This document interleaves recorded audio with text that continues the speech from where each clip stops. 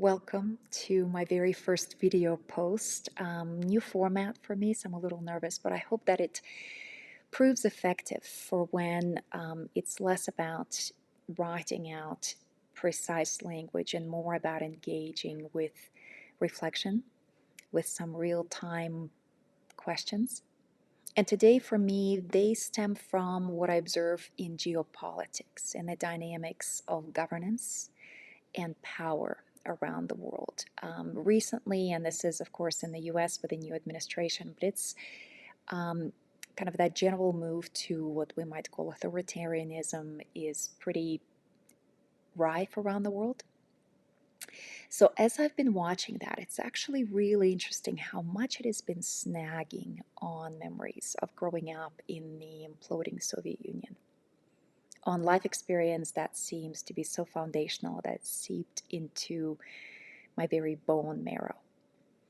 Became particularly aware of that watching and then rewatching the visit between Trump, Vance, and Zelensky in the White House on Friday. It was unsettling, it was discomforting, it was shocking in many ways. What I don't want to necessarily comment on in this post is the actual politics and the subject matter.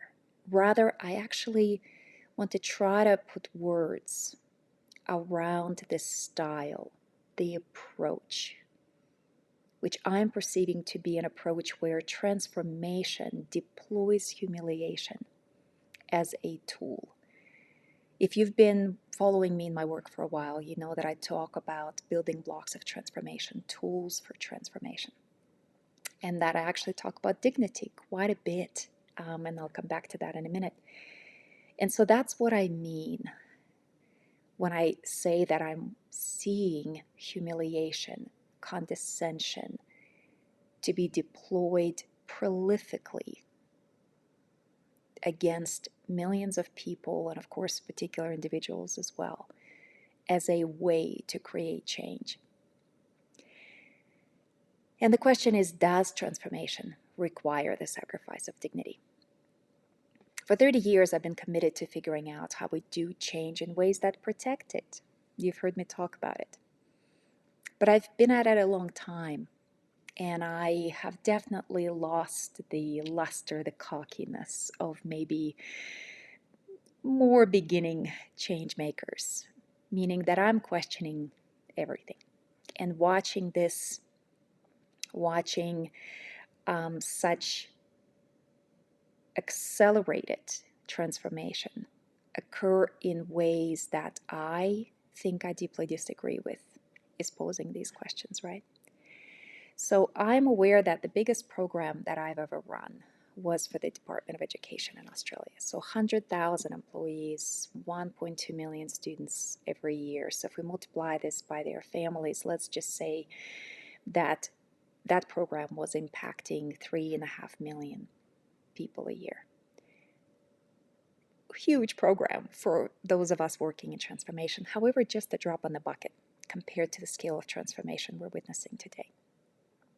So like I mentioned, growing up in the imploding Soviet Union, I very much felt on my skin, I felt in my soul what it was like to be the West's sandbox for crude experimentation in forging a democracy from scratch in a market economy. Unlike many other countries, including many of the former Soviet Union, Russia had no history of either.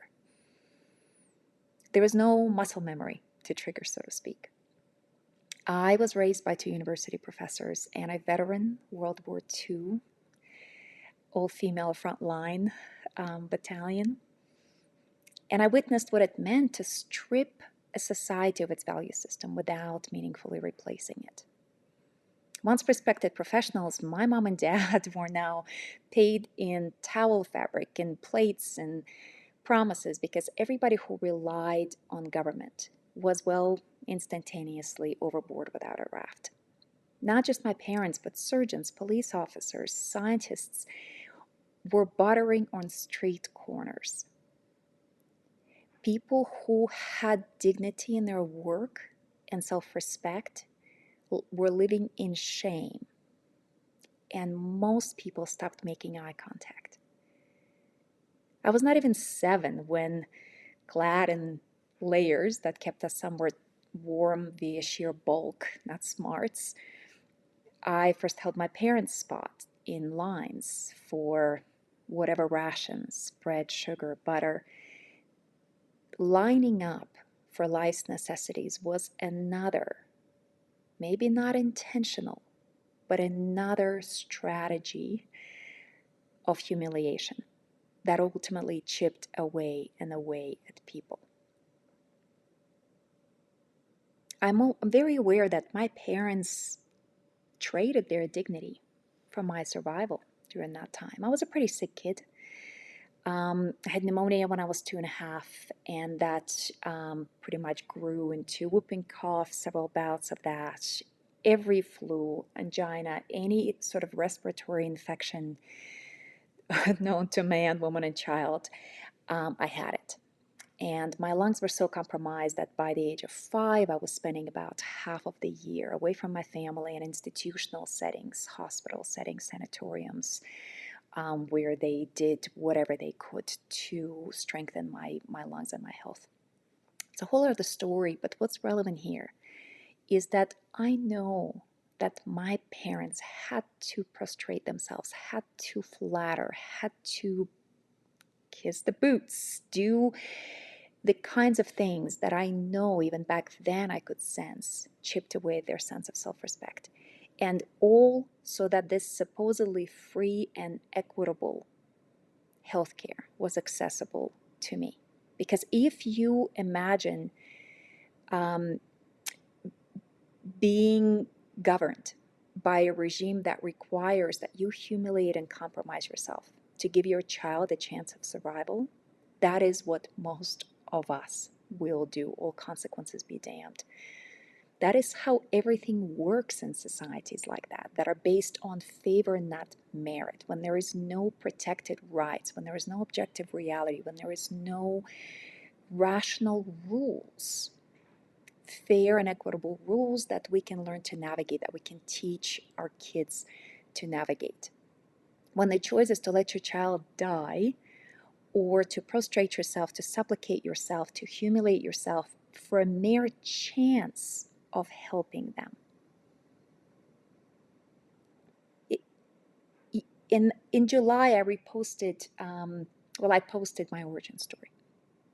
And I'm actually going to quote directly because it's interesting how this conversation about protecting dignity has been real for me for over 30 years.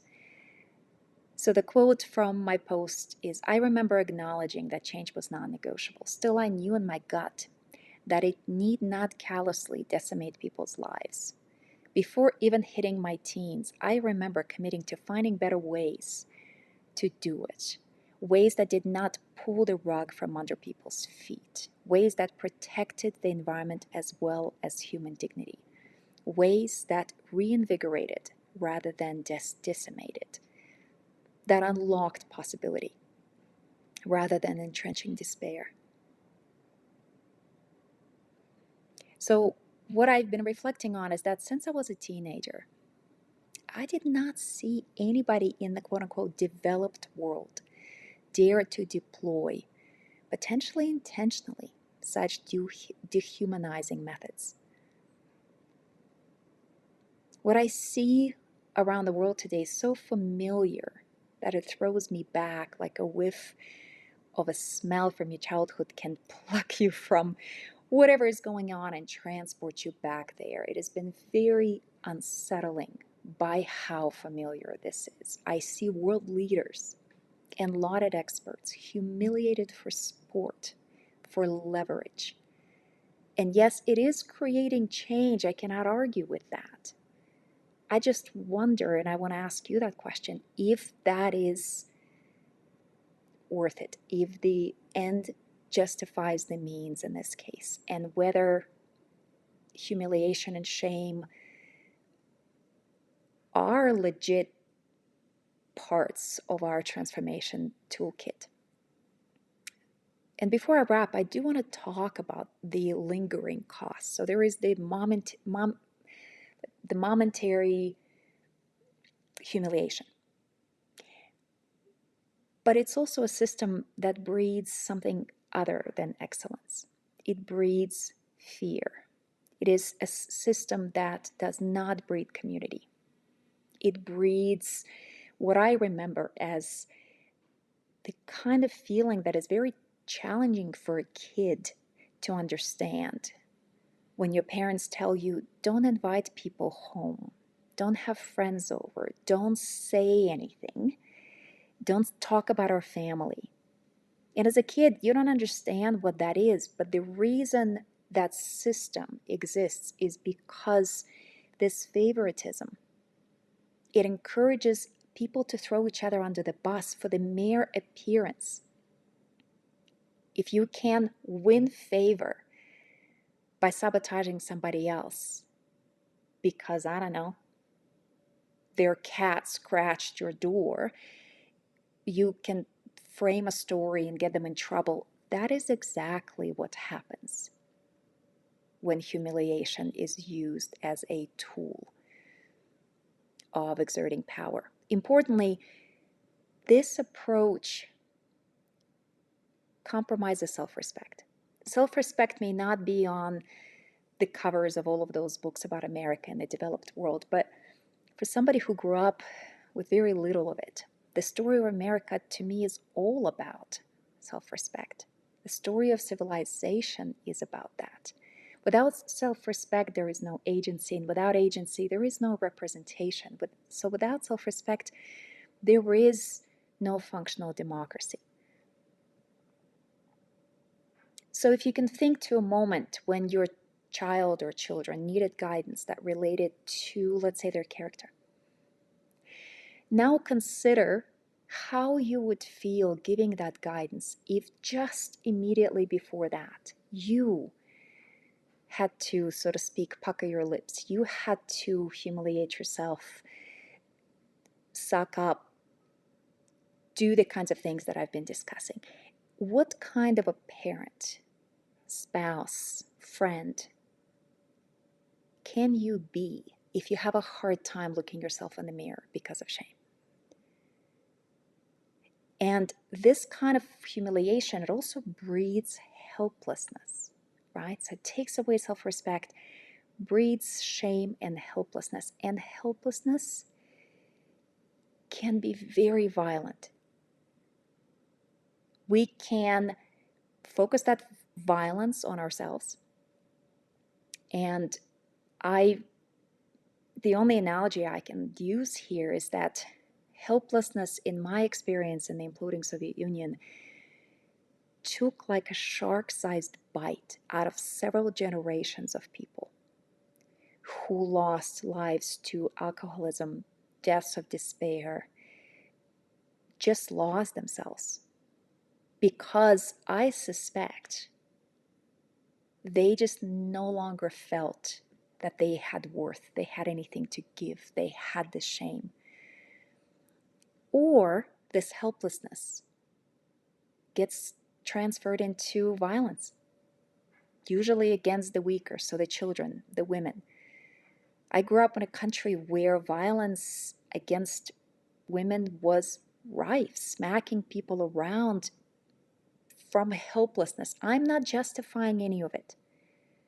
I'm just merely reflecting on how dangerous helplessness can be and how worried I am that all around the world there are leaders that are creating this helplessness so callously. So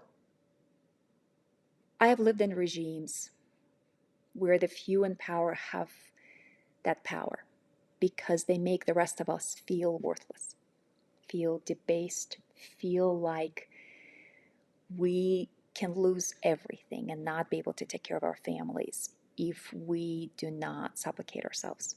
And that's probably all I wanted to share. I don't have a clear call to action. I'm still processing a lot of this myself. What I do know is that watching millions of people mocked and strong-armed is making me want to reach out to them. I've been writing emails, I've been looking up people's email addresses, to show them the respect that they're being denied, to remind them, and maybe me as well, of the better angels of our nature. Even as I continue to grapple with what I feel as a moral disagreement in me about using humiliation as a tool for change. So, thank you for your eyes and ears in this first video post. I hope that it triggered some thoughts for you. I'm very much looking forward to your comments.